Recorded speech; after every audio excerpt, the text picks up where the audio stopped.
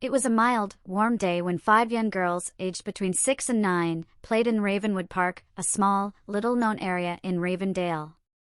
The girls enjoyed themselves on the swings, slides, and roundabout. A group of 10 boys, all with backpacks, walked through the park. The group consisted of one 16-year-old, 3 15-year-olds, 3 14-year-olds, 2 13-year-olds, and one 12-year-old. The leader of the group was Ali Hassan. Born in India but raised in England, Ali had jet black hair and dark eyes, and he was of medium build. The other boys in his group were similar in appearance, though the youngest was noticeably skinny. Ali's skin was dark, as his mother's African heritage was more dominant than his father's. As he noticed the girls in their short, colorful dresses, a grin spread across his face. Ali muttered to his friends, "Look at this, a bunch of girls in pretty dresses." The boys surrounded the girls, trapping them in place. They began making remarks about the dresses, the girls' clothing, and a few of them joked about what was beneath. One of the boys, Paul Copperfield, an American with short blonde hair, pointed out a pair of red satin underwear. "Look at this one, she's wearing something cute," said Chang Li, a 14-year-old boy of Chinese descent. He grinned at the sight of floral-patterned undergarments. The group collectively dismissed the others with disinterest. Meanwhile, Mark Bentley, the youngest and skinnier of the group, had a knack for annoying others with his antics. His face lit up as he saw a pair of pink frilly underwear. "These are really something," he said, laughing. Despite his immature behavior, Mark had a knack for irritating everyone, as if he took pleasure in causing discomfort. The boys finished their cruel actions and left the girls in distress. Mark, always eager to take trophies from his wrongdoings, took the pink pair of frilly underwear and stuffed them into his backpack. They quickly left the park, heading toward Hallows Manor, a secluded and supposedly haunted estate that intrigued them. It was isolated, with access only from a lone country road. Some believed the manor to be abandoned and empty, while others claimed it was haunted.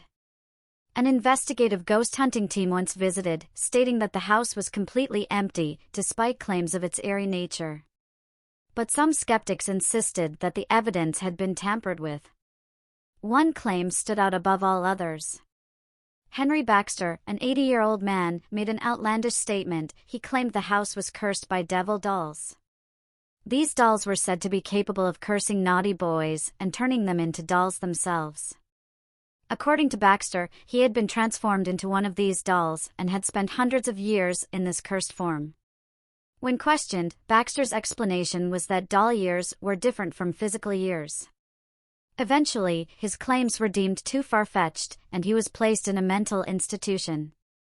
Ali, determined to prove that the manor was truly haunted, convinced his friends to join him for an overnight adventure at Hallows Manor. They carried their backpacks, ready for whatever the night might hold.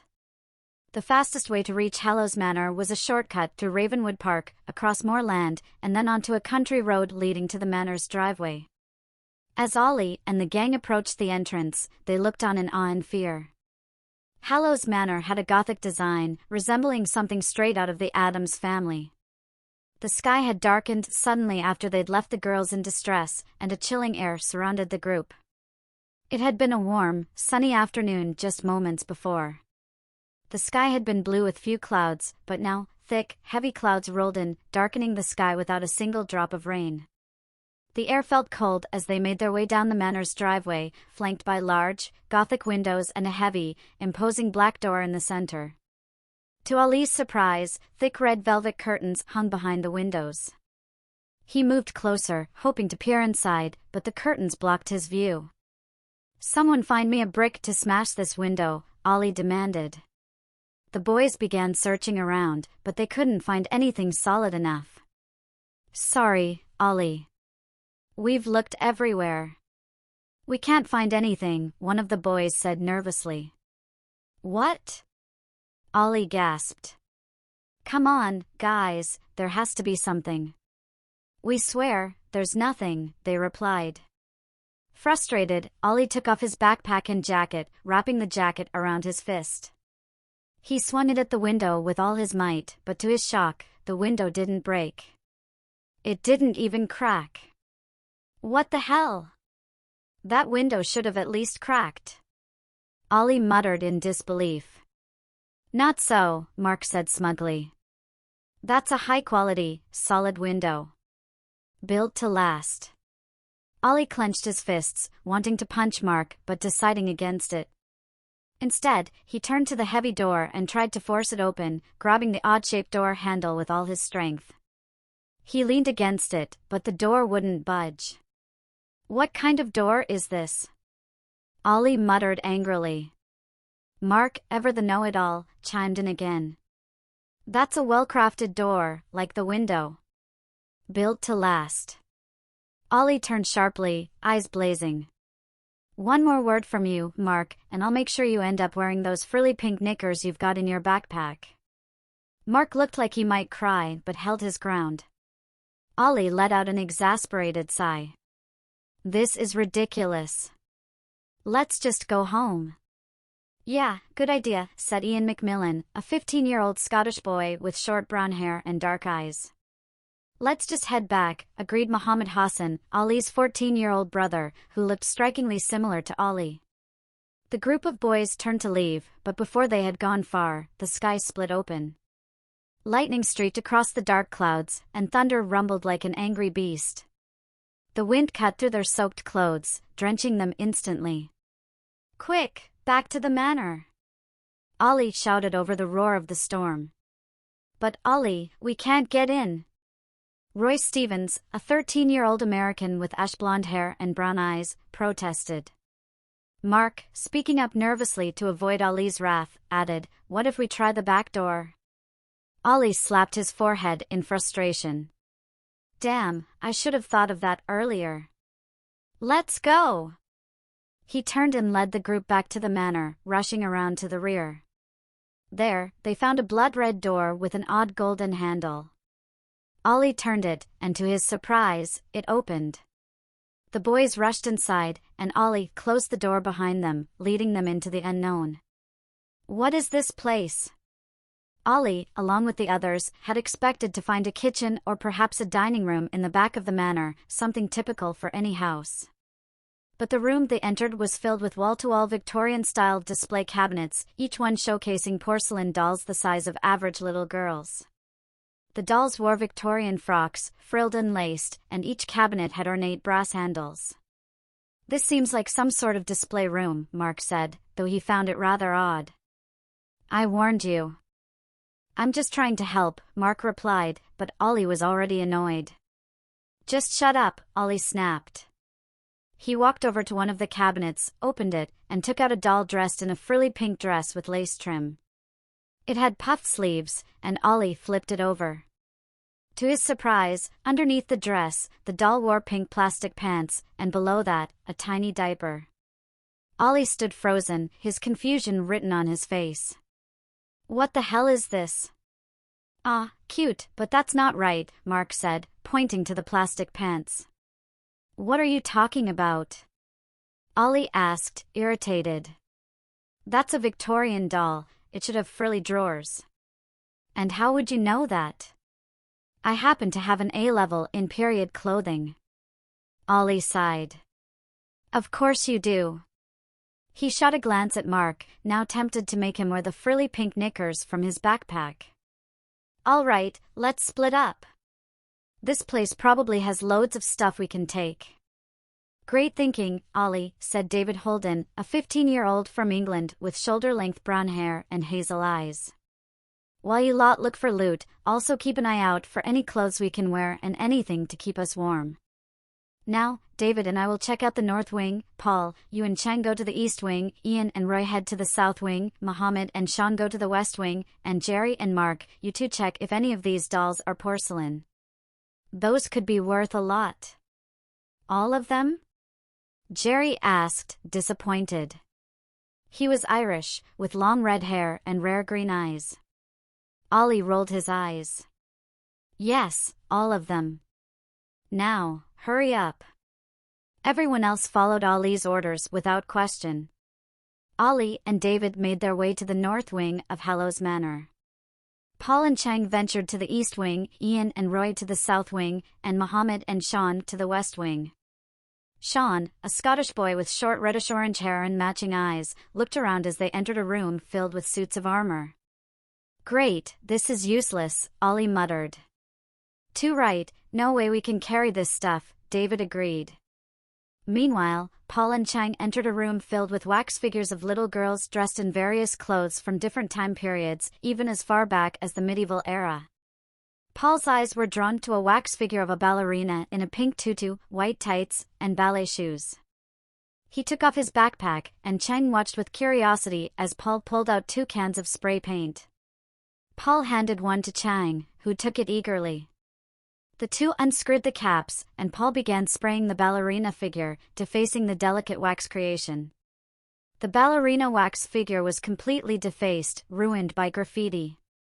Paul and Chang moved on, defiling the other wax figures, but suddenly, Chang stopped in his tracks. "Hey, those two weren't there before, were they?" Paul gave him a confused look. "What are you talking about?" "Those 2 little girl dolls, right there." Chang pointed, alarmed. Paul turned around and saw, to his surprise, 2 baby doll-sized girls had appeared out of nowhere. How did they get here?" "How should I know?" Just then, the 2 dolls' eyes glowed a terrifying red. They began to grow to the size of adults. The first doll grabbed Chang from behind in a hold, forcing him to watch in horror as the second doll seized Paul by the arms. Suddenly, Paul's body went limp as if he were a rag doll. His clothes melted away, dissolving as if acid had been poured over him. The doll holding him gently laid his now naked body on the floor, then glided across the room like a wraith. She grabbed the ballerina wax figure by the arms, and with a brutal squeeze, it crumpled into a pile of dust. The tutu, tights, and ballet shoes remained intact. The girl doll gathered the pieces and folded them neatly over her arms, then glided back toward Paul's body. She began dressing him in the tutu, tights, and shoes, which somehow fit him perfectly. Finally, she placed a delicate pink tiara on his head. Paul's body stiffened, and in a horrifying moment, he transformed into solid wax. The doll that had held Chang released him, and he ran off screaming, but as he turned a corner, the world around him seemed to twist into an endless maze. Despite his frantic tears, he was trapped in the ever-changing corridors. Meanwhile, Ian McMillan and Roy Stevens entered a room filled with wardrobes and dressers. "This place is insane," Ian remarked. Roy laughed. "Yeah, I get what you mean. I bet these wardrobes are full of baby dresses, and these drawers are packed with those awful plastic baby pants," Ian said. Roy scoffed. "No way. I don't believe that."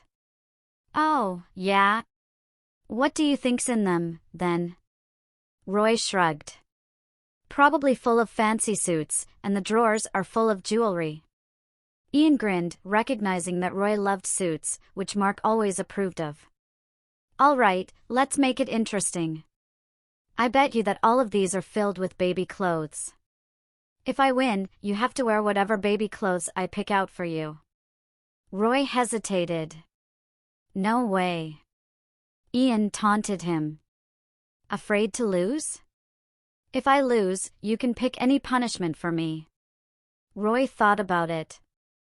"Okay, if I win, you have to wear those frilly pink knickers Mark has in his backpack." "Deal," Ian said, opening the wardrobe. Roy's face fell when he saw row after row of frilly dresses. "Ugh, I hate this stuff. Girl clothes are so weird." Roy nervously laughed. "Yeah, Sean's the same." Ian then opened a drawer filled with frilly plastic pants. Roy watched in horror as Ian picked out a white and pink laced pair. "Those won't fit me," Roy protested in panic. "A bet is a bet, and a forfeit is a forfeit. Besides, these look like they're exactly your size." To Roy's horror, they were. But then, Roy froze, staring past Ian's shoulder. "Where did those come from? What are you talking about?" Ian asked, confused.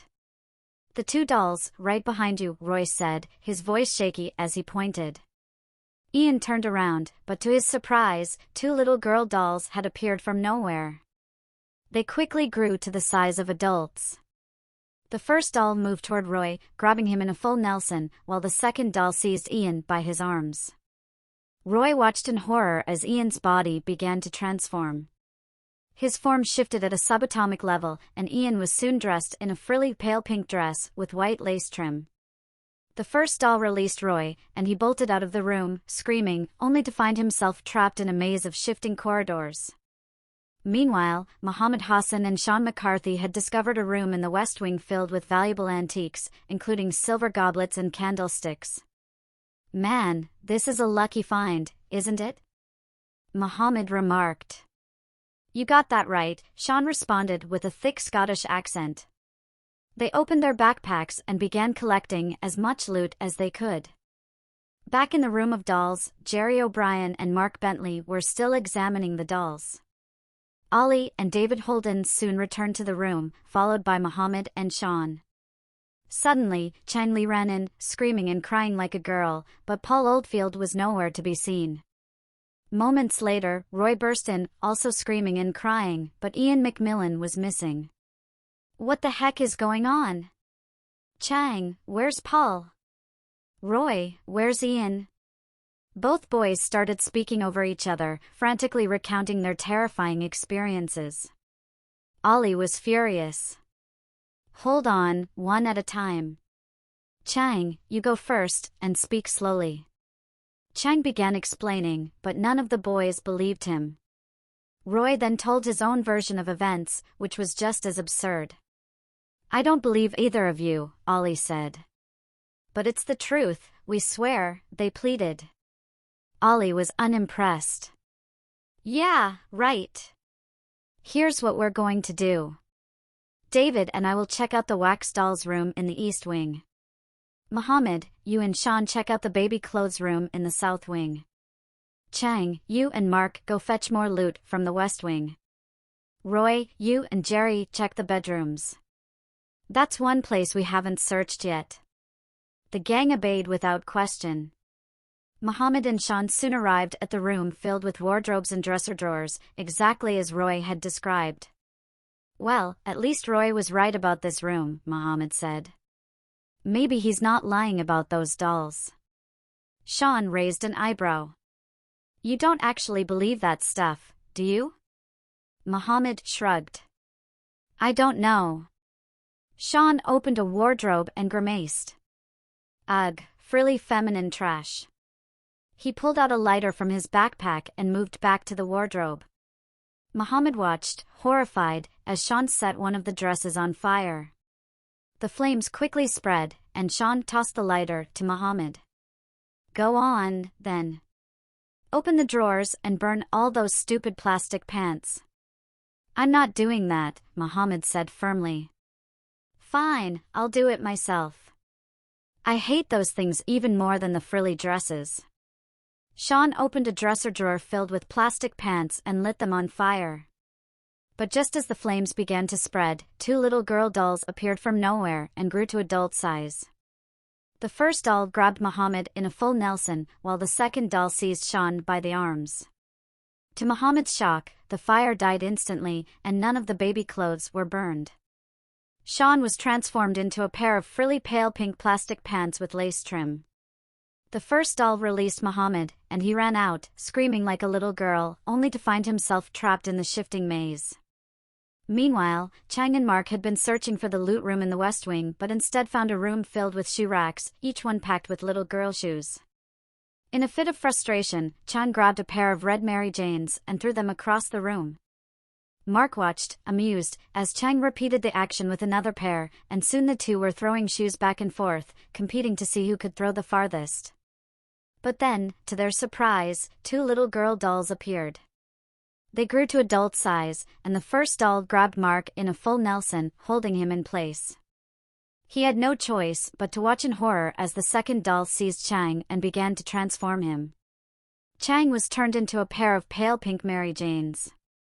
The doll holding Mark let him go, and he ran off screaming, only to find himself trapped in the shifting maze. Meanwhile, Ollie and David Holden entered the East Wing, expecting to find the wax figures, but instead, the room was filled with vanity cases, mirrors, and other feminine items.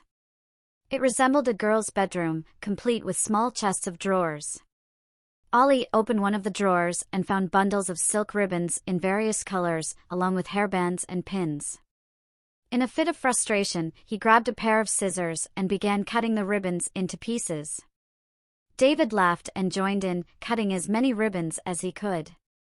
But before they could finish, two little girl dolls appeared. They grew to the size of adults, and the first doll moved toward David, grabbing him in a full Nelson. As David was held, the second doll seized Ollie, and in a horrifying moment, Ollie was transformed into a tightly wound ball of white silk ribbon.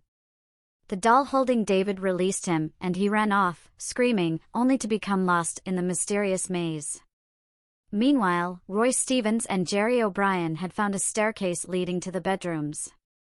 They climbed up and reached the first bedroom on their left. As they opened the door, both boys gasped in shock. "What the?" Roy whispered in disbelief. "This isn't possible." Jerry murmured, equally stunned. What should have been a normal bedroom was instead another room filled with dolls. Two adult-sized little girl dolls stood waiting, their red, glowing eyes locking onto the boys. The hypnotic gaze of the dolls froze Roy and Jerry in place, and they soon passed out. The dolls took them by the hand and vanished with them. Meanwhile, David, Muhammad, and Mark returned to the room of dolls, only to find three adult-sized dolls waiting for them. Under the dolls' hypnotic gaze, all three boys collapsed. David was the first to regain consciousness.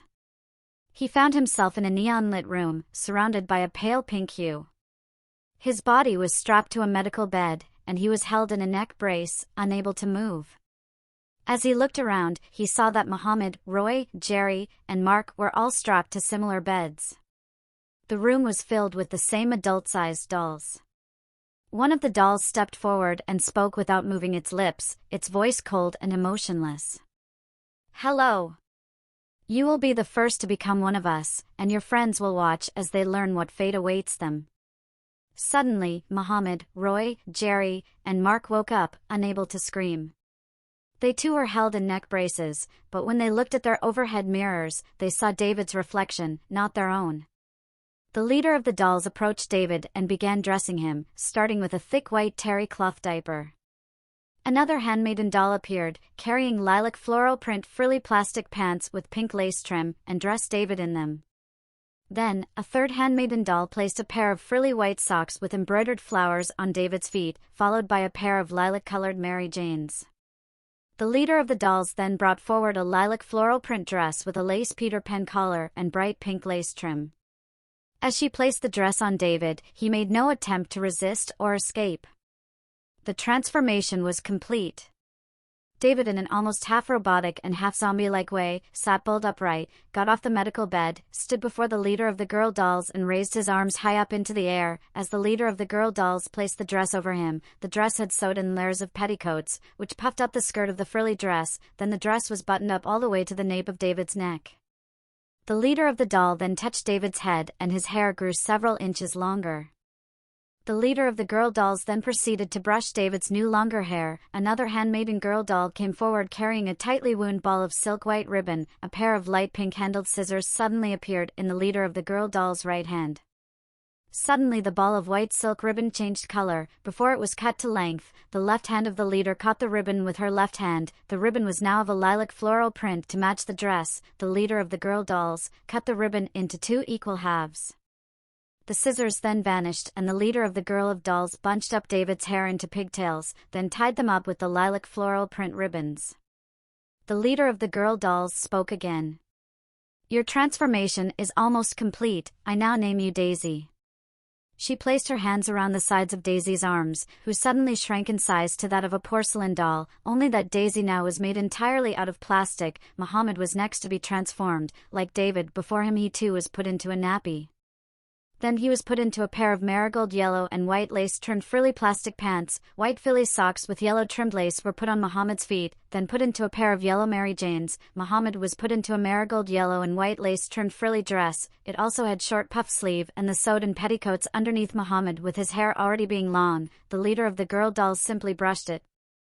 The ball of silk ribbon had changed color again to marigold yellow. It was cut to length, then cut into 2 equal halves. Muhammad's long hair was tied up into pigtails. "I now name you Molly," remarked the leader of the girl dolls, and Molly was transformed into a little girl doll too. Roy was put into a nappy next, then put into a pair of red and white lace plastic frilly pants, frilly white socks with red lace trim, red Mary Janes, a red and white lace frilly dress, and 2 red silk ribbons were tied into his new long hair.